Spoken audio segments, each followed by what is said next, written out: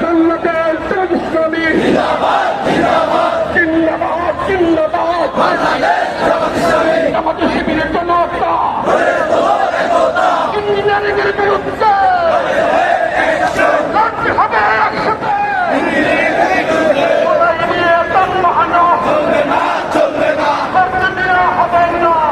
রাজনৈতিক দলকে বিন করিনি, আমি উগ্রবাদদেরকে বিন করেছি।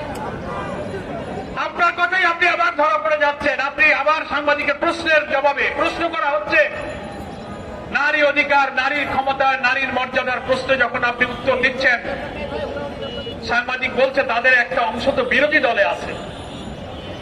বিরোধী দল শব্দটা উনি উল্লেখ করেছেন। আপনি বলছেন বিরোধী দলে যদি তারা থেকেও থাকে তাদেরকে আমরা মেইন স্ট্রিমে আসতে দেয়নি। What do you mean by this type of comment? বিরোধী দল তো আর উগ্রবাদীদের মধ্যে নাই, কি বলেন? কোন উগ্রবাদী চরমপন্থীরা পার্লামেন্টে নাই।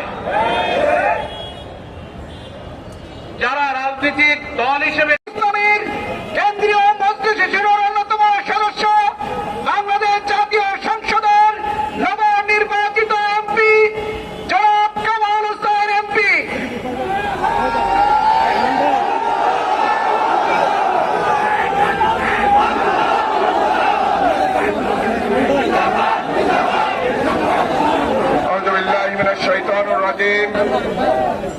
বিসমিল্লাহির রহমানির রহিম।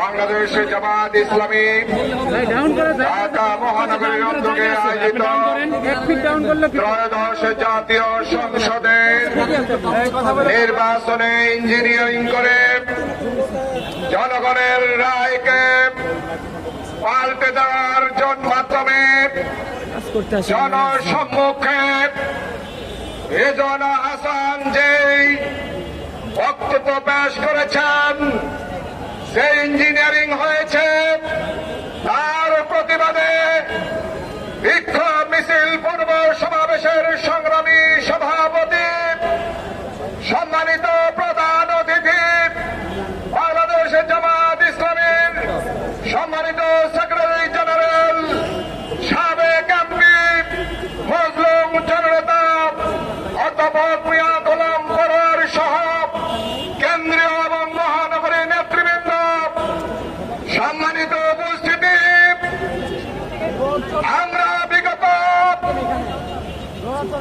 4টি নির্বাচনে 8 সাল থেকে যে মেকানিজম রেগুলেশন শুরু হয়েছিল, 14 সালে, 18 সালে, 24 সালে দিনের ভোট রাতে বিনা ভোটে সরকার, আমি দামি নির্বাচনের সেই সংস্কৃতি দেখেছি, সেই সংস্কৃতি বাংলাদেশের মানুষ 5 আগস্টে বিপ্লবের মাধ্যমে মনে করেছে বাংলাদেশে একটি সুষ্ঠু গণতান্ত্রিক ধারা ফিরে আসবে।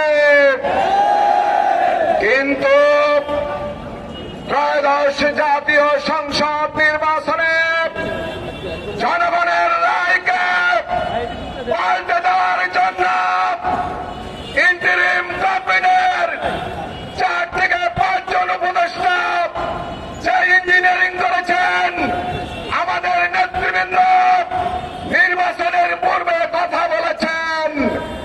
আজকে নির্বাচনের 3 সপ্তাহ পরে আমাদের নেতৃবৃন্দ যে অভিযোগ করেছেন নির্বাচনের আগে,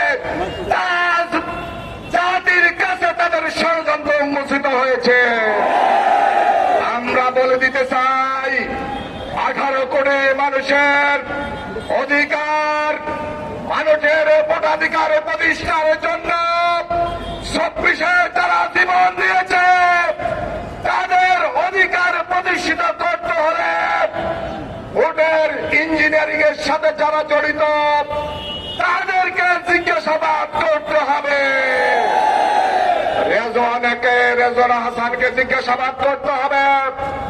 ডক্টর আজকের এই সমাবেশের সংগ্রামী সভাপতি, আজকের এই সমাবেশের সংগ্রামী প্রধান অতিথি, বাংলাদেশ জামাত ইসলামের সংগ্রামী সেক্রেটারি জেনারেল প্যানেল, সংগ্রামী জননেতা, মজলুম জননেতা জনাব অধ্যাপক মিয়া গোলাম পরোয়ার সহ কেন্দ্রীয় মহানগরী নেতৃবৃন্দ, সংগ্রামী ঢাকাবাসী, আসসালামু আলাইকুম ওয়া রাহমাতুল্লাহ। সংগ্রামী ঢাকাবাসী, আপনারা জানেন আজকে আমরা প্রতিবাদ করতে হাজির হয়েছি। বিগত 3টি নির্বাচনে জনগণ তাদের ভোটাধিকার প্রয়োগ করতে পারেনি। জনগণ আশা প্রকাশ করেছিল, ইন্টারিম গভর্নমেন্টের প্রধান বলেছিলেন ইতিহাসের সেরা নির্বাচন উপহার দিবেন, কিন্তু আমরা লক্ষ্য করেছি সরকার ইতিহাসের সেরা সুষ্ঠু নির্বাচন উপহার দেওয়ার নামে ইতিহাসের সেরা মেকানিজমের নির্বাচন উপহার দিয়েছে। আজকে রাজসাক্ষী হিসেবে জনগণের সামনে প্রকাশিত হয়েছে সাবেক উপদেষ্টা রেজওয়ানা চৌধুরী বন্যা বলেছেন তারা কাদেরকে মেইন স্ট্রিম হতে দেন নাই। এদেশের জনগণ চাঁদাবাজ মুক্ত, সন্ত্রাস মুক্ত আধুনিক রাষ্ট্র গঠনে তাদেরকে মেইন স্ট্রিম করতে চেয়েছিলেন। তারা ষড়যন্ত্র করেন, তাদেরকে মেইন স্ট্রিম করতে দেন নাই, ঠিক কিনা? আজকে শুধু রাজওয়ানা চৌধুরী বন্যা নয়, ডক্টর খলিলুর রহমান সহ আরো যারা এই ধরনের ষড়যন্ত্র করেছেন তাদেরকে চিহ্নিত করেন। রাজওয়ানা চৌধুরী, খলিলুর রহমান সহ প্রকৃত দোষীদেরকে চিহ্নিত করেন, শাস্তি আদায় এলেন, জনগণের কাজ করায় তার করাতে হবে। সকলকে ধন্যবাদ। বাংলাদেশ জিন্দাবাদ, বাংলাদেশ জামাত ইসলামী জিন্দাবাদ। আসসালামু আলাইকুম ওয়া রাহমাতুল্লাহ।